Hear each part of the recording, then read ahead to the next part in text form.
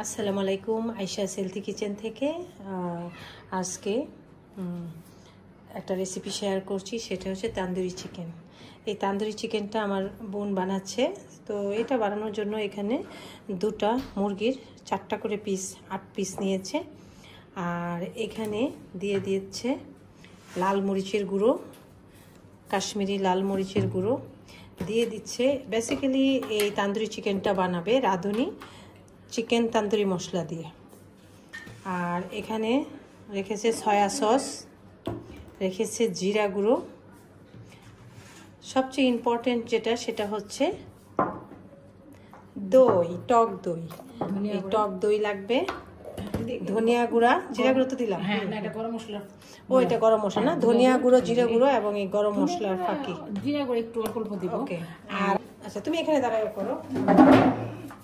তো এখানে আদা পেস্ট, রসুনের পেস্টও নিয়েছে সব।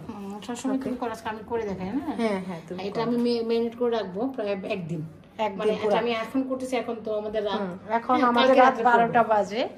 এখন তো রাত 12টার সময় আমরা আসলে সব কাজ শেষ করে বাচ্চারা ঘুমিয়ে যাওয়ার পর আমার বোন এটাকে ম্যারিনেট করছে। দু বোনের কাজ আর আদা বাটা দিব। এখন আদা বাটা না, তো রসুন না আদা না। আচ্ছা এখানে মোটামুটি 8 পিস, 10টা পিস ও নিয়েছি। আচ্ছা, তুমি 10টা, আড়াইটা মুরগি। আচ্ছা 10 পিস।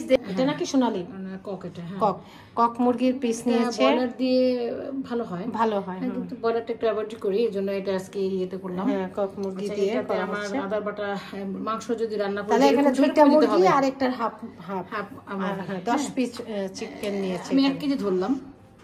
1 কেজিতে 2 টেবিল চামচ দিই। আমি রান্না করার জন্য যেরকম দেবো সেরকম সেই পরিমাণে দিতে হবে আদা রসুনটাই। এখানে কম দেওয়া যাবে না। কতটুকু? 2 টেবিল চামচ দিলে 1 টেবিল চামচ রসুন। গুড। এই গেল। এটা আমি একটু আগে মেখে নেব। লবণ আনছো? আনবো না, আমি লবণটা পরে দিব। আমি এখানে ইয়ে আছে, সয়া সস দেওয়ার পরে। সয়া সস আছে না, লবণ দিতে হবে একটু পরে দিই। কিন্তু আদা রসুনটা সবার আগে একটু মেখে নিলে মুরগির গায়ে একটু লাগে। হ্যাঁ, চিকেনের পিসগুলোর মধ্যে লেগে যাবে। তারপরে একে একে সব মশলাগুলো দিব।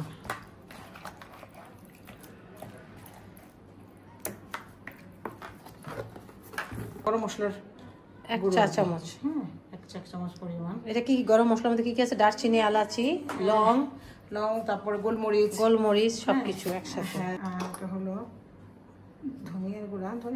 জিরাটা এত দিব না। জিরা কতটুকু দিলে? 1 চা চামচ। 1 চামচ, হাফ চা চামচ দিয়েছি। জিরা এত দেবো না, ধনিয়াটা বেশি দেবো। আচ্ছা, ধনিয়া কি 1 চা চামচের বেশি দিলা তো? হ্যাঁ, 2 চা চামচ। 2 চা চামচ বাবা, এত? হ্যাঁ, ধনিয়াটা একটু বেশি দিতে হবে। 3-4 চামচে 1 টেবিল চামচ, মাত্র 1 টেবিল চামচ দিলাম না, 1 চা চামচ বেশি হয়েছে। 3 চামচে 1 টেবিল চামচ, এটা কমা, বুঝছো? হ্যাঁ, আর ধনিয়াটা দিলাম। আর মরিচের গুঁড়া যে ঝাল, স্বাদ মতো ঝাল যেরকম খায়। হ্যাঁ, আমার এটা তো কাশ্মীরি ঝাল কম দেয় না, তিখা লাল, যেহেতু কালারও আসবে, আবার তোমার ঝালও আছে। ও আচ্ছা, সেই ক্ষেত্রে মোটামুটি ঝাল যেহেতু খাই 1 চামচই দিব, বেশি দিব না। না, কেটে দিতে বলো। দাও একটু দাও, ঝাল ঝাল হলে ভালো লাগে। এটা একটু রাঁধুনি তো এখনো ধরোই নেই, ওইখান থেকে ঝাল আসবে না আবার। সয়া সস একটু দিয়ে দেবো। কতটুকু? এটা তুমি দাও, 2 টেবিল চামচ দাও, বেশি দেওয়া যাবে দরকার নাই। এই বলি এখানে প্রায় 2 কেজি। কি বলো তুমি? 1 কেজি, প্রায় 2 কেজি আছে। আড়াইটা মুরগি, কি বলো তুমি? আনো দেখো, সব 1 কেজি। 1 কেজি 1 কেজি একটু বেশি হবে তোমার, কিন্তু বেশি হবে হ্যাঁ না। না, হ্যাঁ, 1 কেজি একটু বেশি, মানে 1.5 কেজিও হবে না, 1.5 কেজির মতো হবে। হ্যাঁ, আচ্ছা। এখানে যেটা ওই যে রাঁধুনি, আমি এটা মেপে দাও। যে কোনো হলে হবে, রাঁধুনি না হলে। এটা 4 চামচ এটা পুরোটা দিতে হবে। এই যে বললাম, যেহেতু 1 কেজির উপর 1 কেজি, হ্যাঁ, সেক্ষেত্রে আমার মশলাটা পুরোটাই আমার দিতে হবে। এটা গ্রামটা কেমন? শোনো, এখানে এই মশলার প্যাকেটটা দিলে এগুলি কিন্তু প্রয়োজন হয় না। তারপর আমি একটু বেশি মজার জন্য একটু, না বেশি হবে না, আমি সবসময় করি তো। ও আচ্ছা, এটা বেশি হবে না, আমি এই জন্য এটা দিলাম। আর এখানে টক দুধ দিয়ে আমি একে পুরো, টক দুধ তুমি যত দিবে তত তোমার মজা হবে।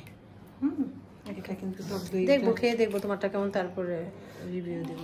আচ্ছা, তুমি তো করো সবসময়, কিন্তু আমারটা হ্যাঁ, তোমারটা একটু অন্যরকম। তুমি আমার গুরু। গুরু না, আমি তো শিষ্য হইলো এক এক জনের হাতেরটা এক এক রকম মজা, তোমারটা একরকম আমারটা একরকম। অর্ধেকের বেশি দিয়ে দিলাম। হ্যাঁ তাই তো দিয়ে দিলাম। হ্যাঁ এই টক দইটা দিলাম। এটা হাফ কিলোর না? হাফ কিলো, হ্যাঁ হাফ কিলো। আর দেবো না। আর এখন এটা পুরোটা মাখিয়ে নিবা। একটু লবণ লবণ নিয়ে আসবো, আমি মাখাই, লবণ একটু অল্প, কারণ যেহেতু সয়া সস আছে এত দিব না।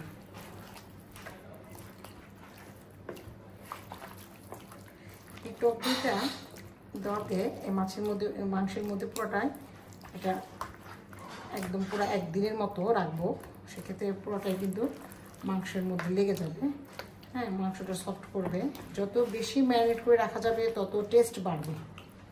আচ্ছা, না এই যে নোট করে তোমার লবণ কিনে আসলাম না, আমার কাছে মনে হলো ওখানে ইয়ে দিয়েছি তো, ওখানে কতটুকু হবে। যত বেশি সময় ম্যারিনেট করে রাখো তত বেশি সময় কিন্তু এটা মজা লাগবে। হ্যাঁ, এটা কারণ এটার ভিতরে ততটা মাংস। আচ্ছা, এটা কি তুমি ওভেনে করবা নাকি চুলায় করবা? আমি ওভেনও করি, আবার চুলাও করি। তারপর আমি ওভেনে করে দেখাবো কিছু, আর আমি এখানে পাঁচটা পিস করে দেখাই, দুটো একই সময় একটা আমি বসাই দিব। সমস্যা নেই, দেখি। আচ্ছা, হ্যাঁ, ওভেনও করবো, এটাও করবো, সমস্যা নেই। লবণটা কেমন আছে দেখি, একটু লবণ দেখি তো। না, লবণ লাগবে তো। জাল হয়েছে তো একটু। কিন্তু এটার মধ্যে মাংস, আমি কিন্তু ওই যে রাঁধুনি কিনা মশলাতে কখনো করি নাই তো, আমি জানি না। আমরা একটা মশলাতে করি আর কি, নিজেরা বানিয়ে নিই। তোমারটা দেখলাম ভালো, শিখা গেল, আমি ঝটপট করা যায়। সব মশলা আমারও ফাঁকি থাকে। হ্যাঁ, তুমি তো ভালো করেই জানো, আমার শ্বশুরবাড়ির মেহমান এসেছিল, তখন সব মশলা আমার সব শেষ। এখন আমি এবার রেডি করব, সব ফাঁকি করতে হবে ব্লেন্ডারে।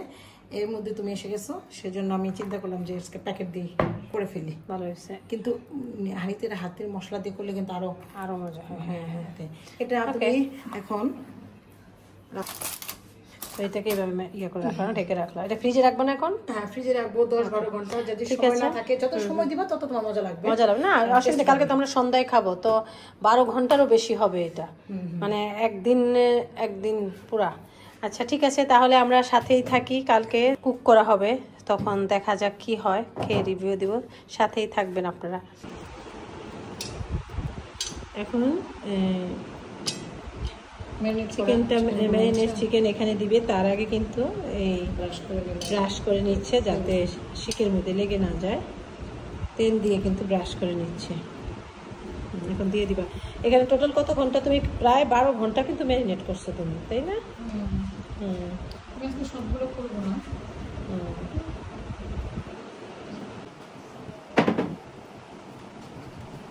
এই যে ম্যারিনেট চিকেনগুলোকে রেখে দিয়ে দিল, এখন এটাকে ওভেনে দিয়ে দিবে।